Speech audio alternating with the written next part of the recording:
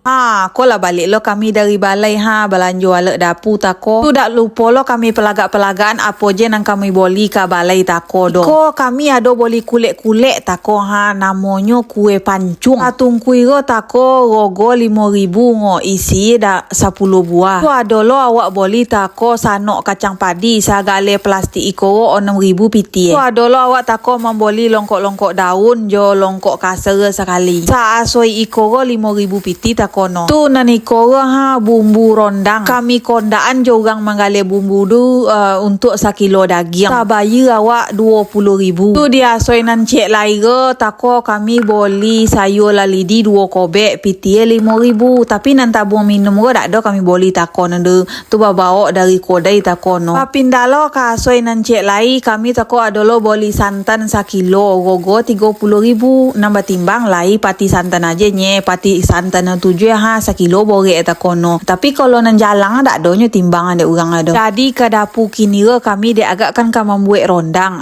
Jadi dak payah-payah bona tinggal umban-umbanan je ke dalam kuali bumbu-bumbu olehnya. Konyo daging kami tako boli daging 1 kilo.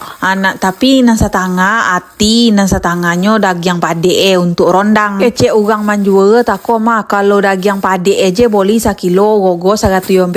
Tapi dek bacompu juati 130 lah. Itu je nang kami boli ka balai takonya deh. Iko sabone sadang male syuting ngo. Mangko mode iko je kami buat video ngo nan jilbok yo sadang dak berpakai pulo ngo. Ari ange iyo pulo.